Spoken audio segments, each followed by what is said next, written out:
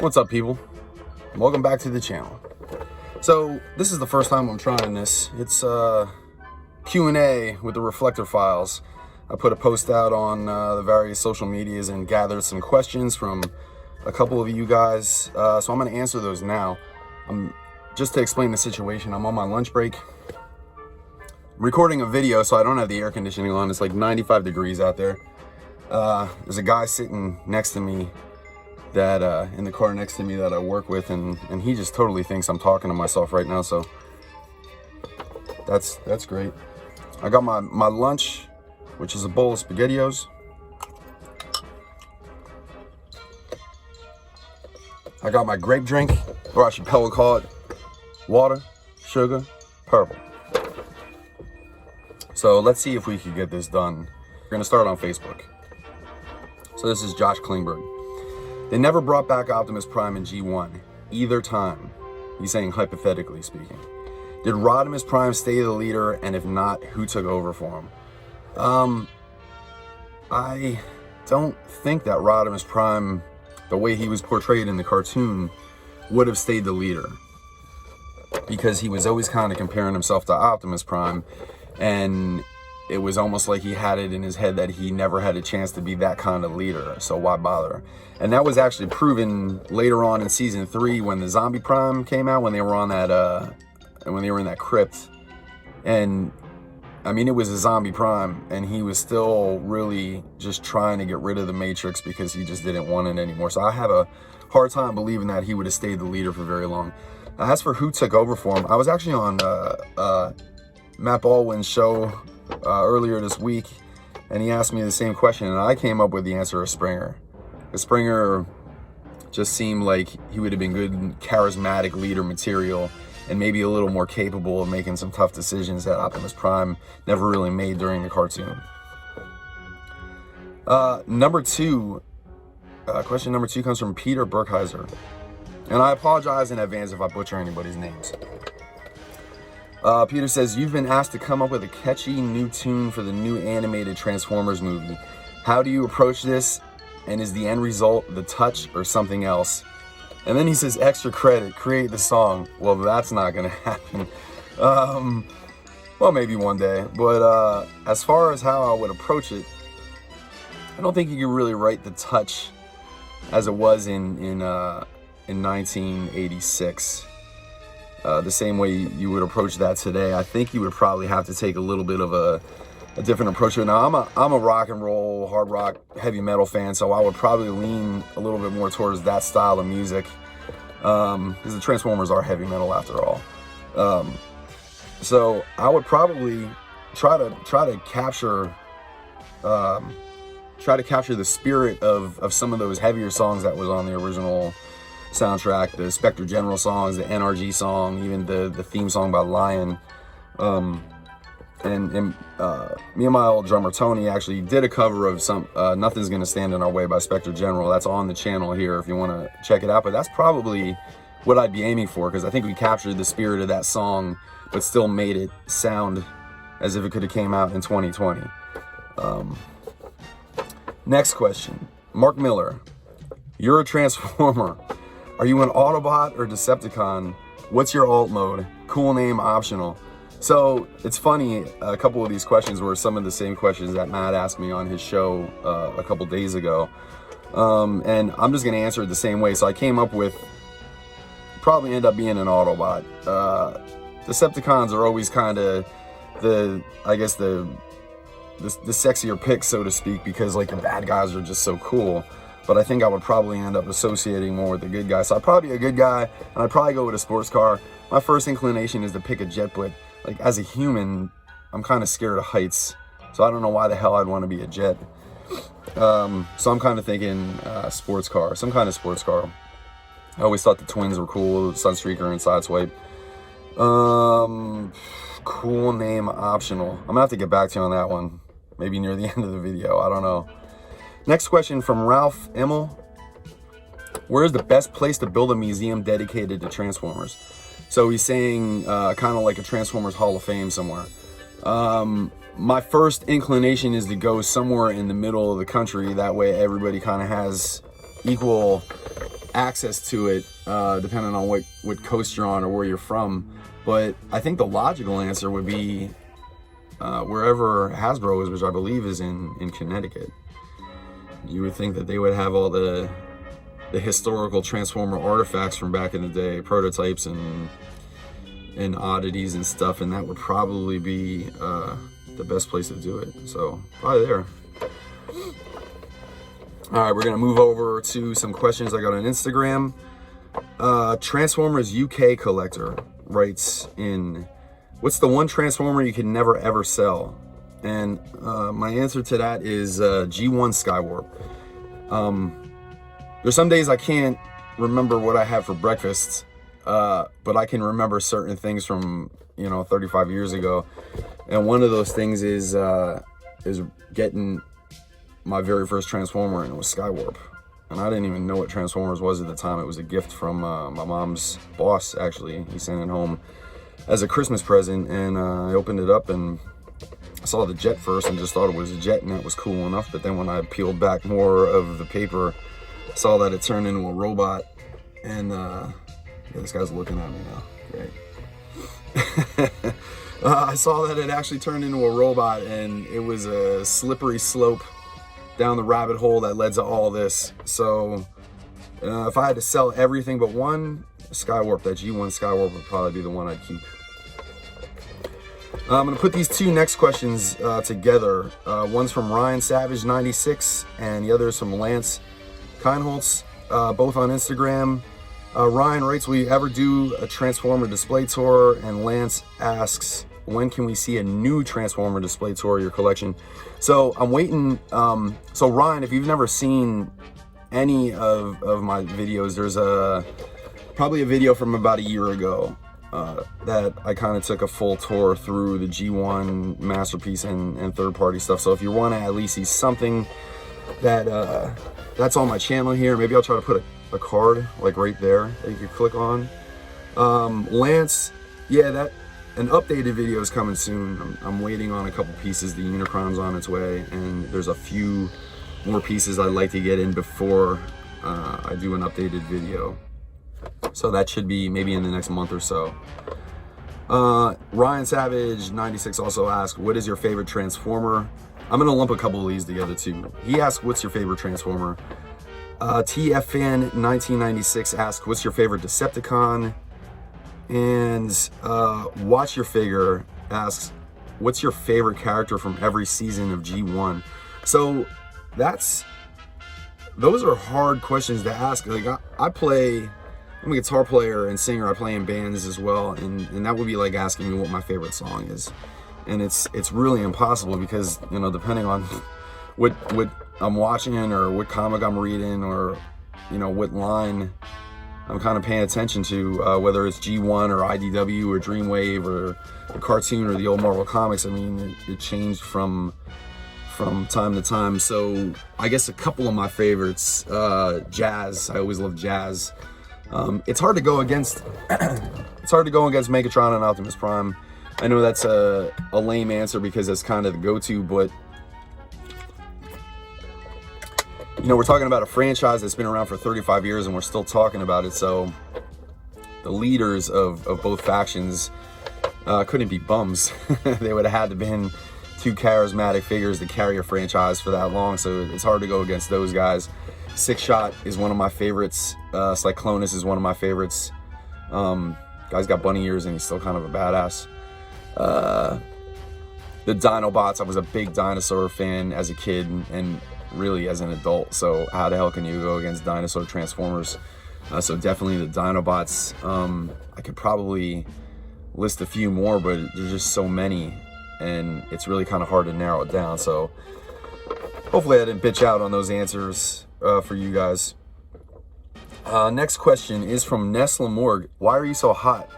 I'm sitting in my car with no air conditioning and it's 95 degrees out. So I should handle that question, but thank you for writing. Yeah, for real, that's my girl. No women are coming here and saying anything like that. Let's not get crazy.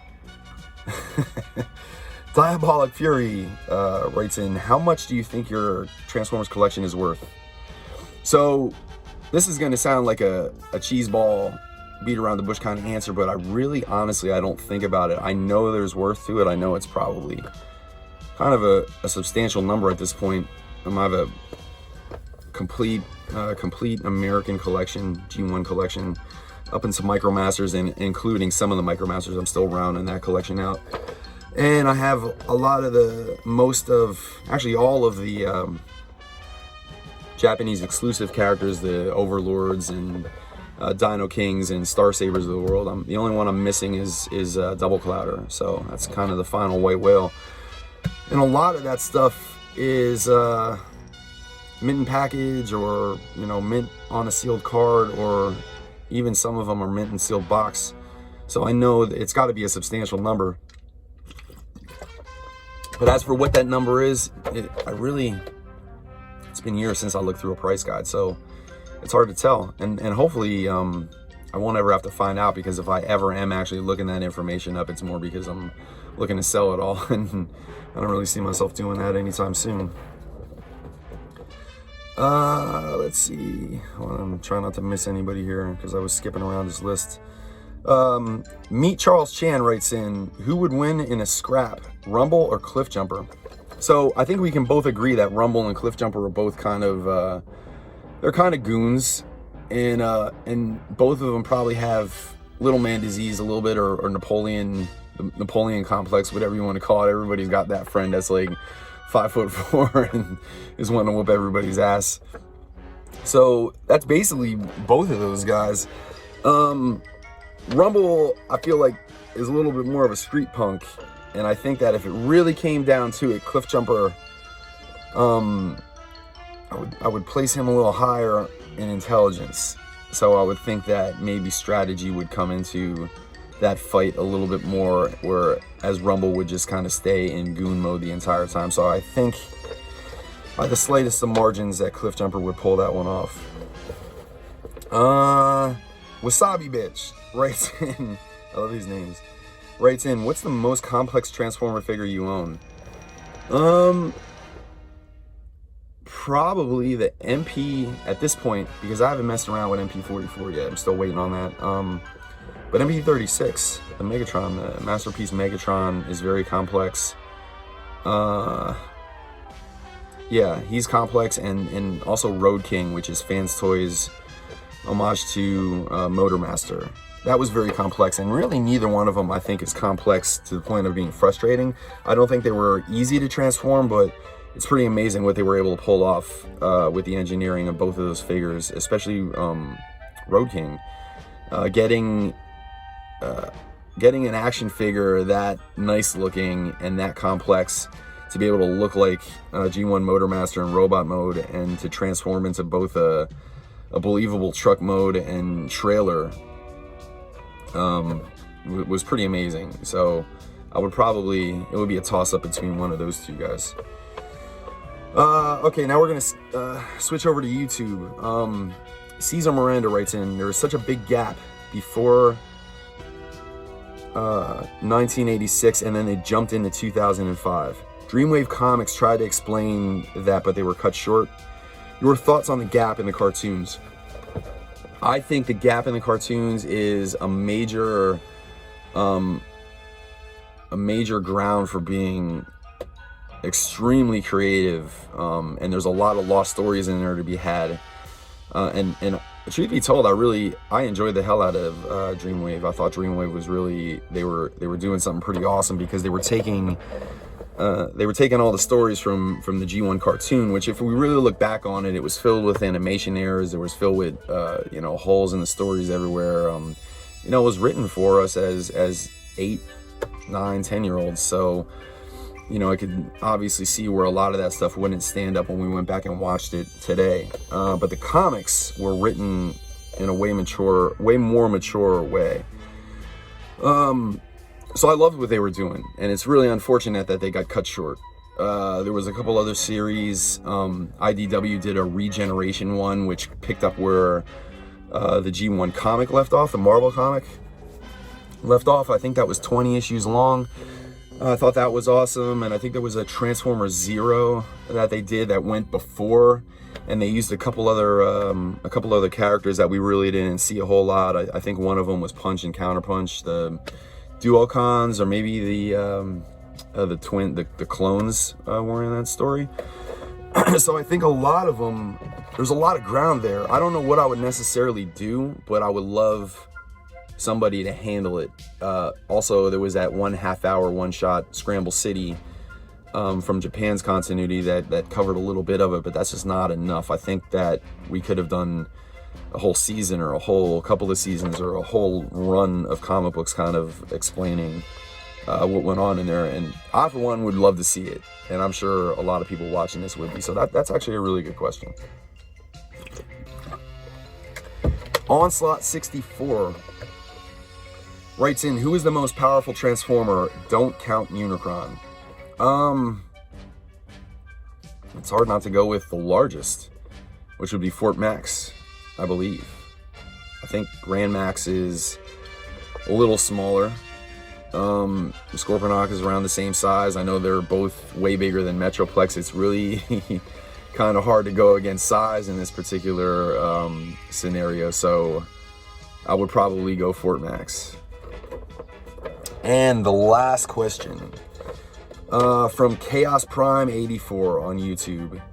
If you could reboot the G1 series, would you keep the exact story or would you change it up a bit?